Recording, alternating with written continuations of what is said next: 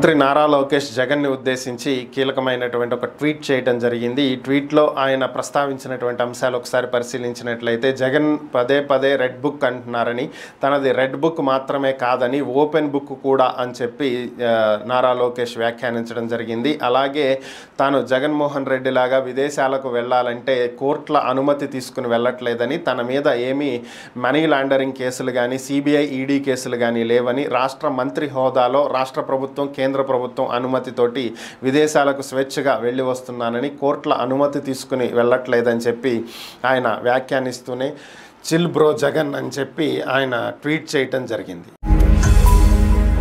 ఈ వీడియో గనుక మీకు నచ్చినట్లయితే లైక్ చేయండి, షేర్ చేయండి. మరిన్ని వీడియోస్ కోసం మా ఛానల్ను సబ్స్క్రైబ్ చేయండి. ఈ వీడియో గనుక మీకు నచ్చినట్లయితే లైక్ చేయండి, షేర్ చేయండి. మరిన్ని వీడియోస్ కోసం మా ఛానల్ను సబ్స్క్రైబ్ చేయండి.